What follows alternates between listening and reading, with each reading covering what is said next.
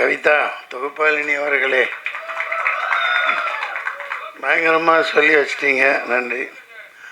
அவங்களுக்கு பதில் சொல்லிக்கிறேன். ரோஜா பூ ஏன் வச்சேன்னா, கருப்பு ஆடையில் வந்திருந்தேன்.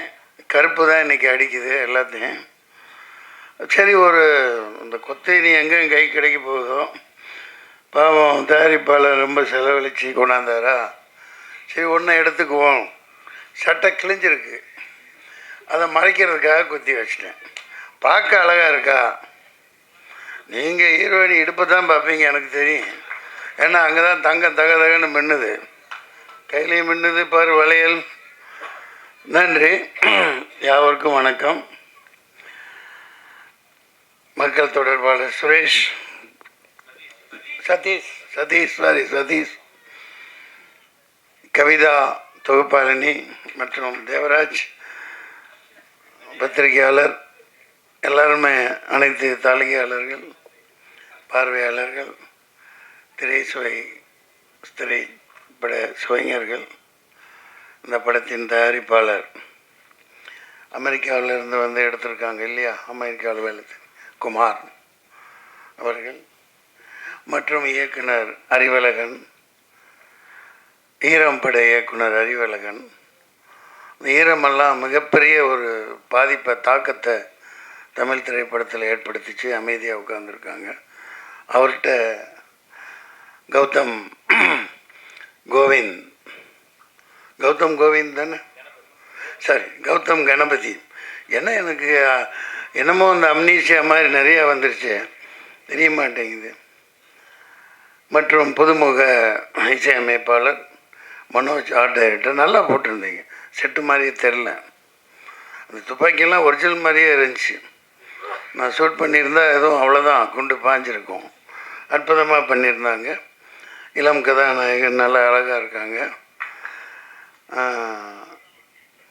தர்ஷன், உங்கள் தரிசனம் படம் வெளியானதுக்கப்புறம் உங்கள் தரிசனம் வேண்டி எத்தனை பொண்ணுங்க அலைய போகிறாங்களோ தெரில. கதாநாயகி அப்படி தான் இருக்காங்க. பனியில் பூத்த மலர் மாதிரி குளிச்சுட்டு அப்படியே வந்திருக்காங்க. நல்லா அற்புதமான தேர்வு. மற்றும் இவங்க போலீஸ்காரியாக நடித்தாங்க எங்கூட, இந்த பச்சையம்மன்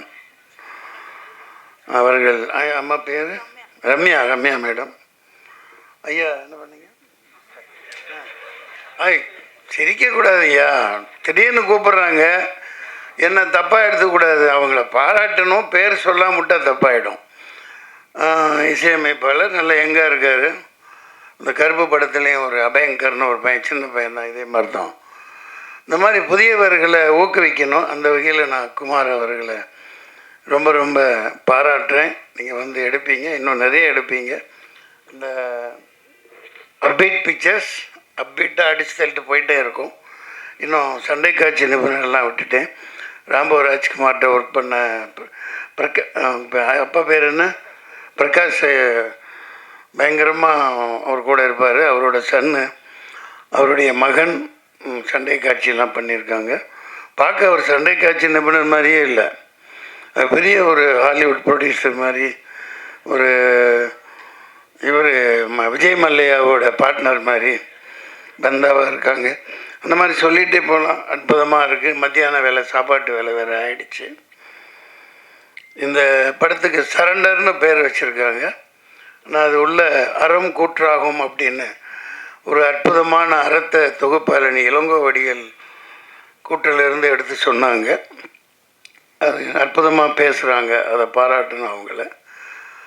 சரண்டர் சரியான நேரத்தில் வருது. இது 10ஓடு 11 இருக்க போகிற படம் இல்லை.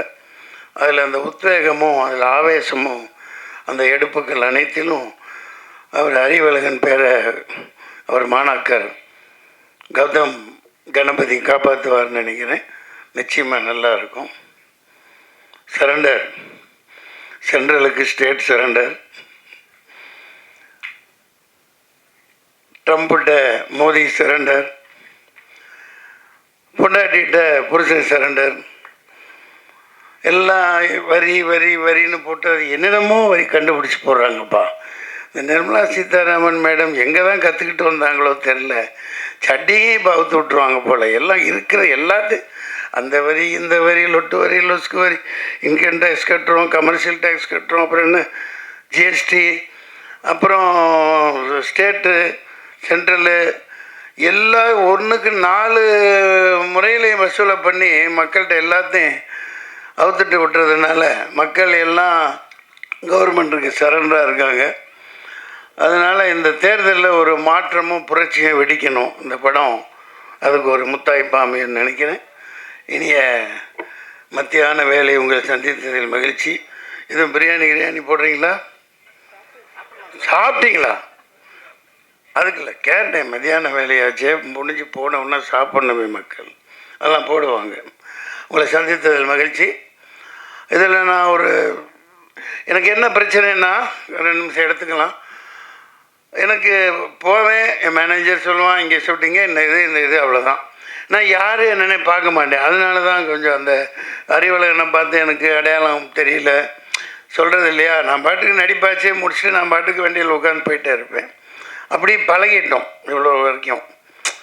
அதனால் பல இழப்புகளை நான் சந்திச்சிருக்கேன். பட்டு நம்ம அதிகமாக லோடு எடுத்துக்க முடியாது இல்லையா. அந்த வகையில் இப்போது பல படங்கள் வந்துக்கிட்டே இருக்குது. ஒரே மூஞ்சி போர் அடிக்கிற பெரிய ஹீரோன்னு போட்டு ஒரு ஆளுகளவே சளிப்படைகிற மாதிரி படங்கள் வந்துட்டுருக்கு. அது தவறு இல்லையா. மக்களே வெறுப்படைகிறாங்க. என்னடா இவன் படத்தையே போய் எத்தனை தடவை பார்க்குறது, வேறு நடிகனே கூட பக்கத்தில் இல்லையா அப்படின்னு. அதனால் நீங்கள் சரியான தேர்வு யங்ஸ்டர்ஸை ஊக்குவிக்கணும். கதைகளே அந்த மாதிரி பயங்கரமாக செலவழித்து எடுத்திருக்கீங்க. இந்த படம் மிகப்பெரிய வெற்றி அடையும். நன்றி, வணக்கம்.